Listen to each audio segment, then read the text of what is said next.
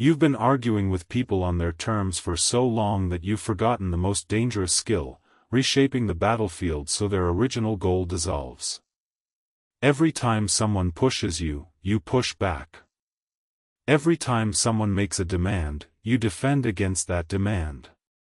Every time someone sets the frame, you accept the frame and try to win inside it. And that is exactly why you keep losing. Not because you're wrong. Not because you're weak.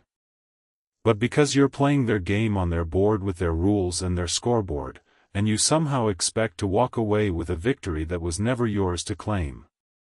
You don't win the argument by being right. You win by making their question irrelevant. That is the ruthless art Machiavelli perfected, and it is the one skill almost nobody teaches you, because almost nobody understands it. Most people think power is about force. It is not. Power is about framing. The person who defines the question controls the answer. The person who sets the terrain determines who wins the battle. And the person who can quietly shift what the argument is about, without the other person even noticing the shift happened, that person owns the outcome every single time. So here is what I am going to walk you through. 7 dark principles for making people forget what they originally wanted. Not by opposing them. Not by out-arguing them. Not by wearing them down. But by reshaping the entire landscape of the exchange so thoroughly that their original objective simply dissolves, replaced by something you chose, something that serves you, something they now believe was their idea all along. And by the end, you will understand something that most people never figure out in their entire lives, that the real battle is never about what people say it is about. It is always about who controls the frame. Let us begin. Number 1. Never fight on their terrain. Reframe the entire battlefield. This is the oldest principle of strategy, and it is the one people violate most consistently. When someone comes at you with a demand, a complaint, an accusation, or a request, they have already chosen the ground. They have already decided what the conversation is about. And the moment you respond to that framing, you have lost. Not immediately, not obviously, but structurally. You are now operating inside their reality. You are answering their question. You are playing defense. And defense, no matter how brilliant, never controls the outcome. Think about what happens when someone criticizes you. They say you are selfish. And what do? You explain why you are not selfish. You list examples. You bring evidence. You make your case. And the entire time, they are sitting back watching you work, watching you scramble, watching you justify your existence on their terms. You have already conceded the most important thing, that their accusation is worth responding to. That their frame is the frame.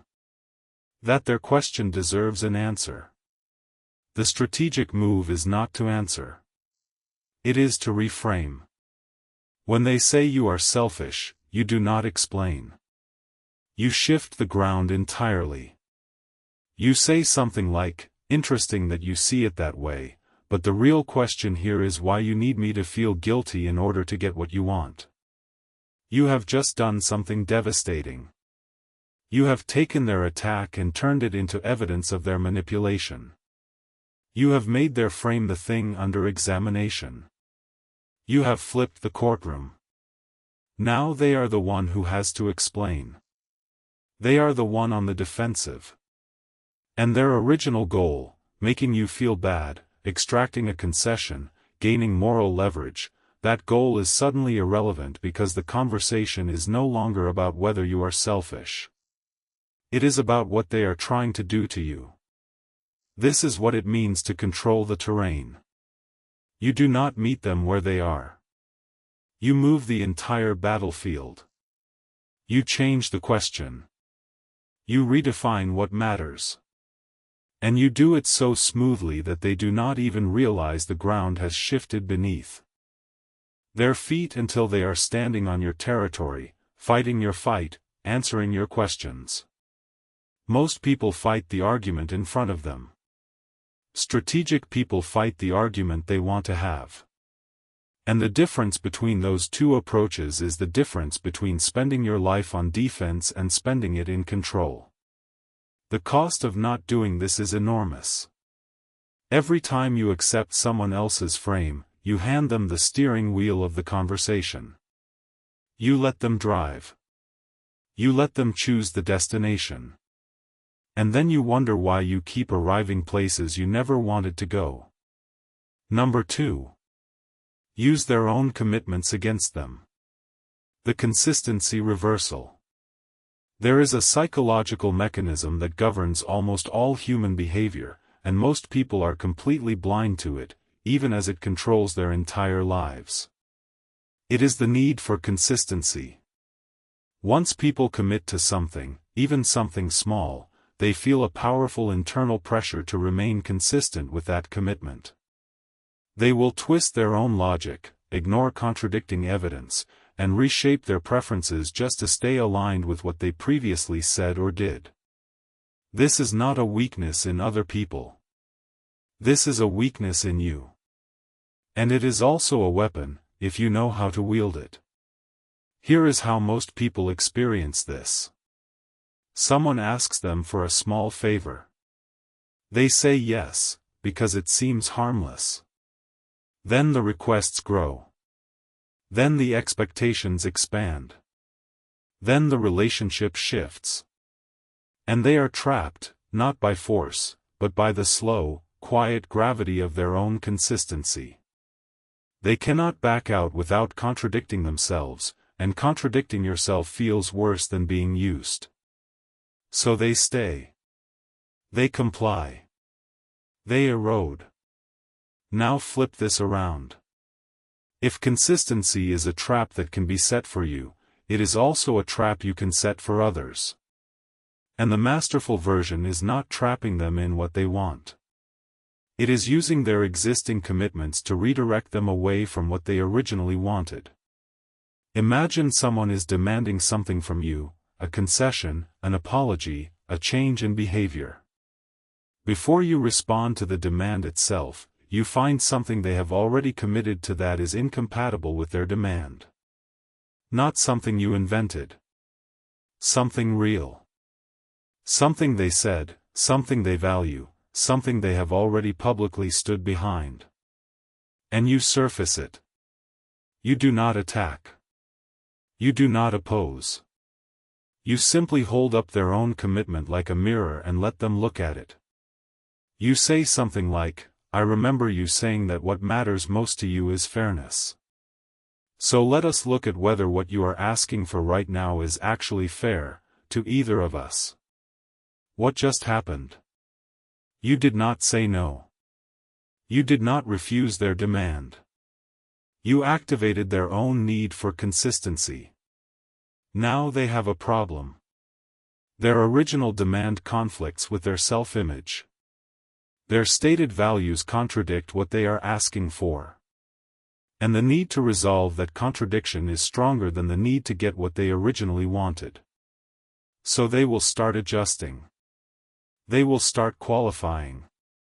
They will start walking back their own request, not because you pushed them, but because their own psychology will not let them hold both positions at once.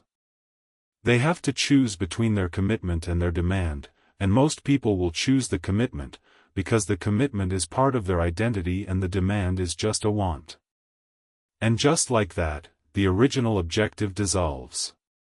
Not because you defeated it.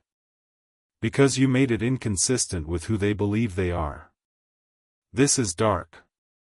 This is precise. And it is devastatingly effective. The cost of not understanding this mechanism is that people will use it on you constantly.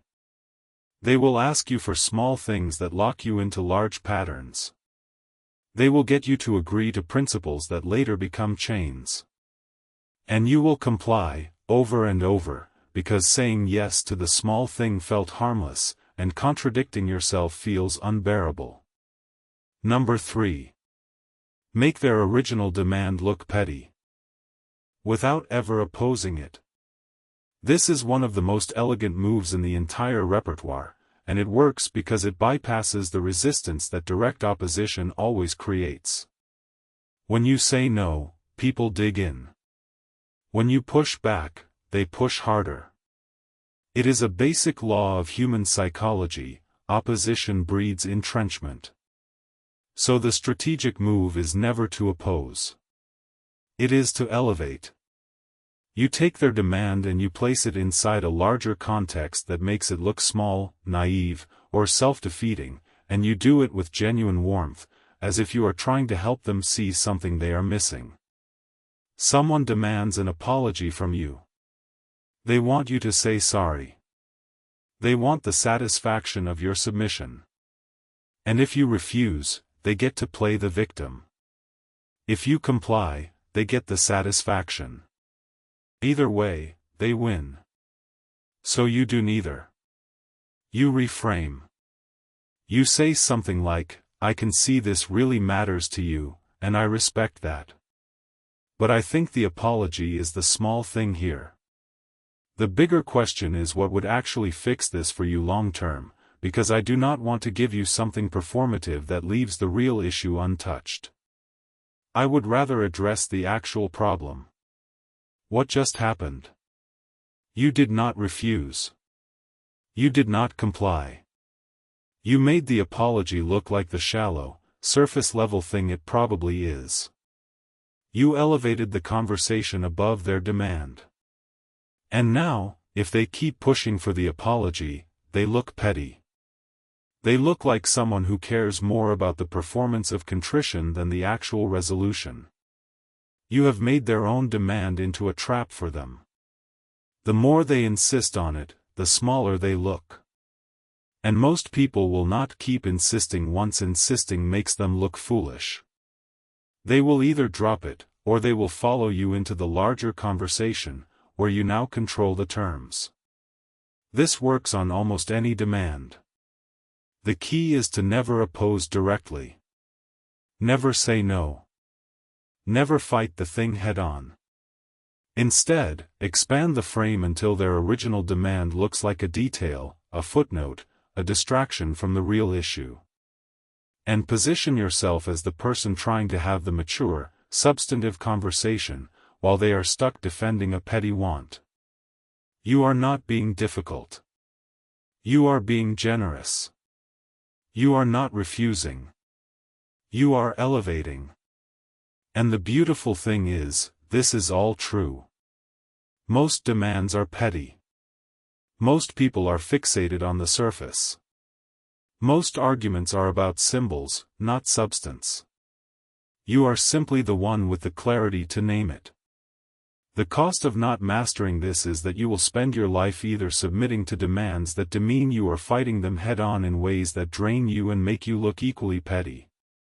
There is a third option, and it is the only one that preserves your power. Number 4. Introduce a new frame that makes them chase a different goal entirely. This is where the technique moves from defensive to offensive. Up to now, we have been talking about neutralizing their demand. Now we are talking about replacing it. You do not just make their original goal irrelevant. You give them a new goal, one that you designed, one that serves your interests, and you make it feel like a natural evolution of the conversation rather than a redirection. Goal displacement is a well-documented psychological phenomenon. People abandon their original objectives when the context shifts, and they do so without realizing it. They start out wanting one thing, the situation changes, new information or new framing enters the picture, and suddenly they are pursuing something completely different, and they believe it was their idea all along. You can engineer this. The mechanism is simple. You introduce a new frame that recontextualizes everything, and you do it at the right moment, not too early, when they are still locked into their original demand, and not too late, after the conflict has escalated. You introduce it when they are slightly off balance, when the conversation has hit a natural pause, when they are looking for the next thing to grab onto. You offer them that next thing. But it is your thing. Imagine you are in a negotiation. Someone is pushing hard on price. They want a discount. They have been aggressive about it. The conversation is tense. And instead of arguing about the price, you suddenly shift and say, "Let us set price aside for a second. I want to understand something more fundamental. What are you actually trying to accomplish here? Because if your goal is just to get the lowest number, I can give you a number. But if your goal is to solve the actual problem you came here to solve, then we should talk about that, because the cheapest option is rarely the one that actually fixes anything." What just happened? You introduced a new frame. The frame is not about price anymore. It is about outcomes. It is about their deeper motivation. And you have positioned yourself as the person who understands that motivation better than they do. Now they have a choice. They can keep pushing on price, which suddenly looks shallow and short-sighted. Or they can follow you into the conversation about outcomes, which feels more mature and more meaningful. Most people will follow you. And once they do, the price is no longer the goal. The goal is now solving their problem, and you are the one who defines what solving it looks like. You have replaced their objective with yours, and they walked into it willingly. This is not deception. It is leadership. You are leading them away from a narrow, rigid position into a broader, more flexible space where you hold the advantage. And the reason it works so reliably is that people actually want to be led. They want someone to reframe the mess into something coherent. They want to follow a frame that feels bigger and smarter than the one they brought. Their original demand was a product of limited thinking. You are offering them better thinking. And they will take it, because better thinking always feels like their own idea. The cost of not doing this is that you stay trapped in whatever frame the other person brought. You fight on their narrow ground. You argue about their specific demand. And even if you win, you have won a small battle on a small field, and the war is still being fought on their terms. Number 5. Create a need they did not know they had. This is the deepest layer of the technique, because it does not just redirect people away from what they want. It makes them want something entirely new, something that did not exist in their mind before you put it there, and it makes them pursue that new thing with an intensity that eclipses their original desire. People who are too content have no motivation to change. People who have a clear, fixed goal are hard to redirect. But people who have been made subtly dissatisfied with their current position, people who have been shown a gap between where they are and where they could be, those people are movable. Those people are redirectable. Those people will chase whatever you place in front of them, as long as it feels like it closes the gap. So the move is this. You do not address their demand directly. You create dissatisfaction with the context surrounding their demand. You make them aware of something they were not thinking about, a risk, an opportunity, a dimension of the situation they had overlooked, and you present it in a way that makes their original demand feel like a distraction from what actually matters. Someone wants you to agree to something. They are focused, they are insistent, they have their talking points ready. And instead of engaging with those points, you say, "Can I ask you something? Have you considered what happens after this? Because I have been thinking about it, and I think you are focused on the right thing but at the wrong level. There is a bigger game being played here, and I think you might be missing it." What just happened? You created a need. The need is for bigger picture awareness. The need is for strategic vision. They did not have that need 5 seconds ago. Now they do, because you implied they might be operating at the wrong level, and no one wants to believe they are playing small. So they will lean in. They will ask what you mean. They will want to understand the bigger game. And now you are the one with the map. You are the one who sees the full picture. Their original demand is still sitting there, but it is shrinking, because the need you just created is louder and more urgent. They need to know what you know. They need to see what you see.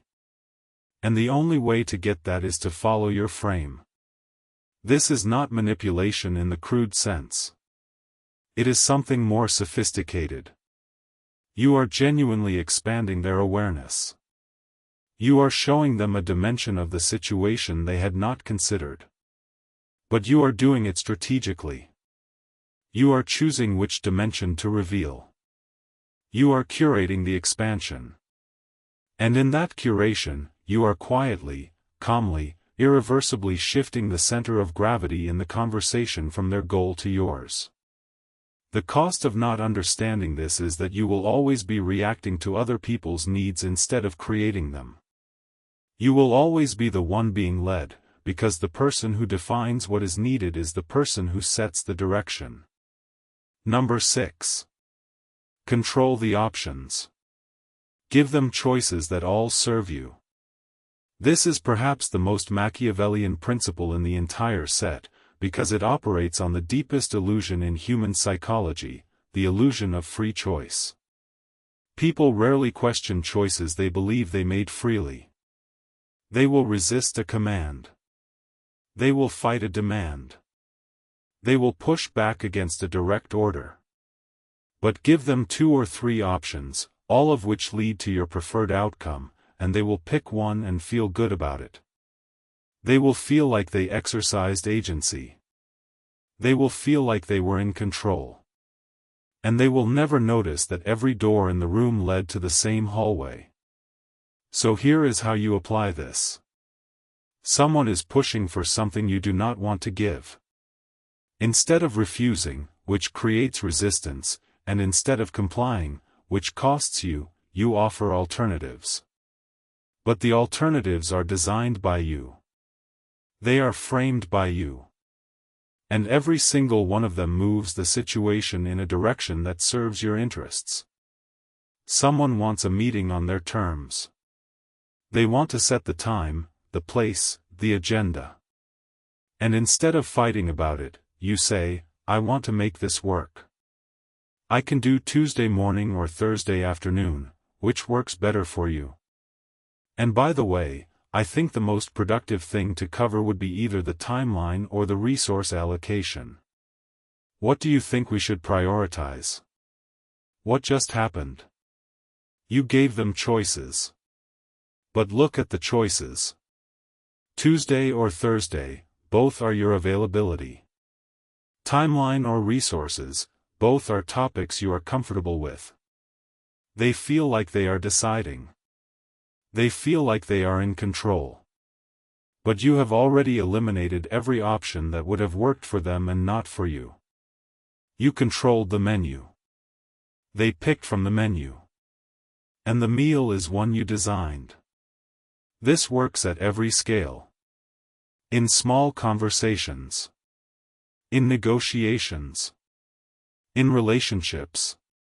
In organizational politics. The key is to always offer options, never ultimatums.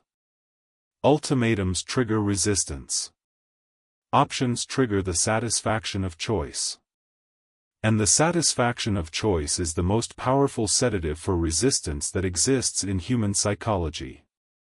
When people feel they chose, they do not rebel. When people feel they chose, they commit. When people feel they chose, they defend the choice as their own, even when the choice was engineered from the start.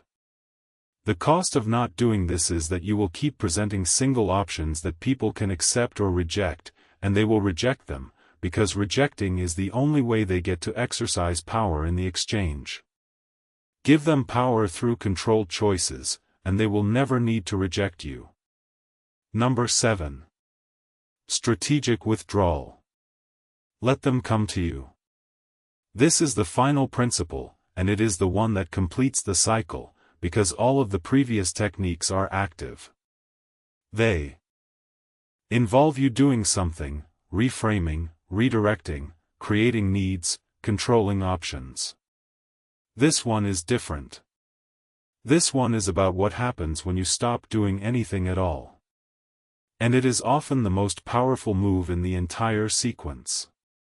After you have reframed the battlefield, after you have shifted the goal, after you have introduced your frame and controlled the options, you withdraw. You go quiet. You create space. And in that space, something remarkable happens.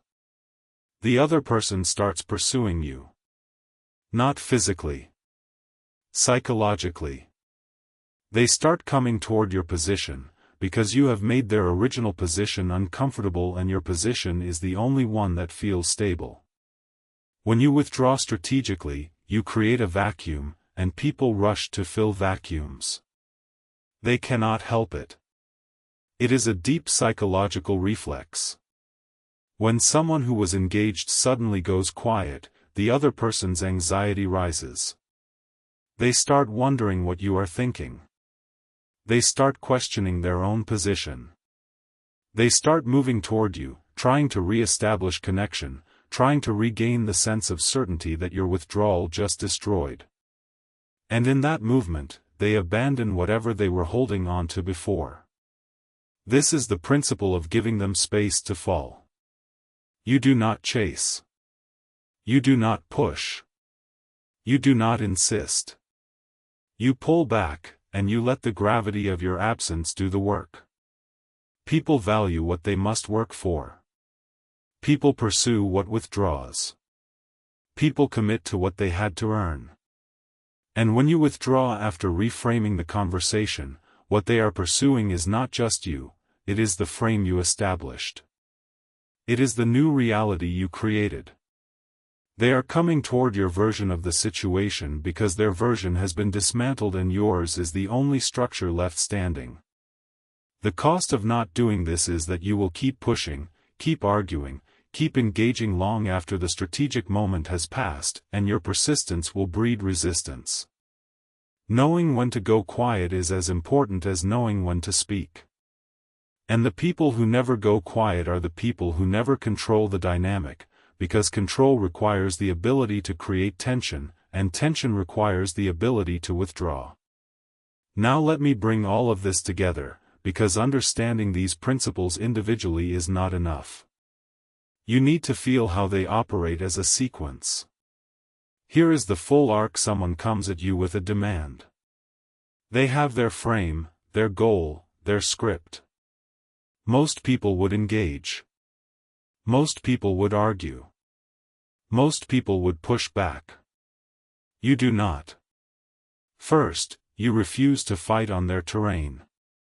You reframe the entire battlefield so their demand is no longer the center of the conversation.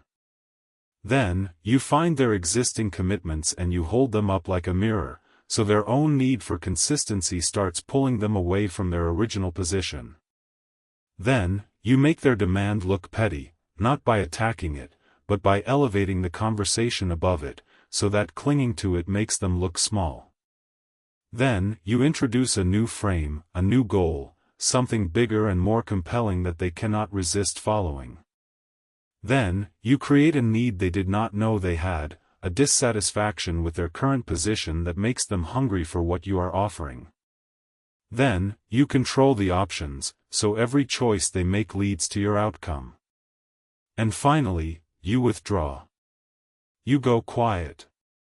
You let the vacuum pull them the rest of the way. By the time this sequence is complete, they have forgotten what they originally wanted. Not because you defeated them. Not because you out-argued them. Because you reshaped the entire landscape of the interaction so thoroughly that their original goal no longer exists in a meaningful form. It has been replaced. It has been outgrown. It has been dissolved by a more compelling frame that they now believe was their own. And here is the deepest part of this. They will not resent you for it. They will thank you. Because you gave them something better than what they came with. You took their narrow, rigid, reactive demand and you replaced it with a broader, more sophisticated understanding of the situation. They feel smarter. They feel more mature. They feel like they leveled up. And they did, but on your terms, in your direction, serving your interests. This is what Machiavelli understood that most people do not. Power is not about crushing people. It is about reshaping the field so completely that crushing becomes unnecessary. The most elegant victory is the one where the other person does not even realize there was a battle. They just walked off their ground and onto yours, and they felt good about it. Now I need you to hear something. The reason you have been losing is not that you lack intelligence. It is not that you lack courage. It is that you have been trained, by culture, by conditioning, by every well-meaning person who ever told you to be reasonable, to fight on other people's terms. To answer their questions. To defend against their accusations. To justify, explain, and prove. And every time you do that, you are giving away the one thing that matters more than being right. You are giving away the frame. The frame is everything. The frame is the container that holds the conversation. The frame determines what is relevant and what is not, what is in question and what is settled, what matters and what is noise. And whoever holds the frame holds the power. Not the person with the best arguments. Not the person with the most evidence. Not the person who is most passionate or most articulate. The person with the frame. Always. When you accept someone else's frame, it does not matter how brilliant your response is.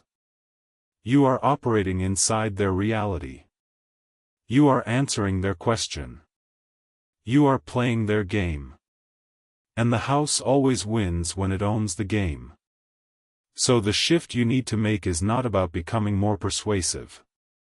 It is not about learning better arguments. It is about developing the reflex to never, ever accept the frame someone hands you. The moment someone sets the terms, your first move is not to respond. It is to reframe. Always. Automatically. Without hesitation. Not aggressively. Not rudely. But with the calm, quiet certainty of someone who knows that the person who defines the question controls the answer. This is where the Stoic undercurrent matters. Marcus Aurelius understood something that ties directly into this. You do not control what other people do. You do not control their demands, their accusations, their framings. But you control your response. And within your response, you control the frame. You control what you engage with and what you let pass. You control what is relevant and what is noise. You control whether you accept their reality or impose your own. That is the intersection of Stoicism and Machiavellian strategy. The Stoic provides the composure, the ability to remain unmoved, to not be triggered, to not be pulled into someone else's emotional current. The Machiavellian provides the technique, the ability to reframe, redirect, and reshape the battlefield. Together, they make you someone who cannot be manipulated, because you never accept the frame, and you cannot be destabilized, because you never lose your composure. You become dangerously clever. Not dangerous in the way of violence or cruelty. Dangerous in the way of someone who sees the board clearly, who understands the mechanics of power, who knows exactly when to speak and when to go silent, when to engage and when to withdraw, when to offer choices and when to create vacuums. Dangerous because you cannot be controlled by the frames other people try to impose on you. The cost of not internalizing this is the cost most people are already paying. They spend their lives reacting. They spend their lives answering questions they should be reframing. They spend their lives defending positions they should be abandoning for higher ground. They spend their lives being managed by other people's frames, and they call it being reasonable. They call it being cooperative. They call it being mature. And what it actually is being controlled. Every time you answer a question you should have reframed, you lose a piece of your autonomy. Every time you justify yourself when you should have redirected the conversation, you shrink. Every time you accept someone's framing and try to win inside it, you reinforce the invisible cage that other people build around you with their questions, their demands, and their accusations. And the cage is not locked. It was never locked. You are holding the door closed from the inside. The way out is not force. The way out is reframing. It is the quiet, deliberate, consistent practice of never accepting the terrain someone else chooses. Of always reshaping the battlefield before you engage. Of making the other person's original goal dissolve by replacing it with a frame so much better that they abandon it willingly. So here is what I want you to do. Not tomorrow. Not next week. Not when you feel ready. Right now. The next time someone comes at you with a demand, a criticism, an accusation, or a request that is framed on their terms, stop. Do not answer. Do not defend. Do not justify. Ask yourself one question. What frame would make their question irrelevant? Then introduce that frame. Calmly. Quietly. With the composure of someone who has done this 1,000 times. Watch what happens. Watch the shift. Watch them stumble, regroup, and then follow you into your frame, because your frame is better, and people always follow the better frame. And once you have done it once, you will feel it. You will feel the power of not reacting. You will feel the control of not defending.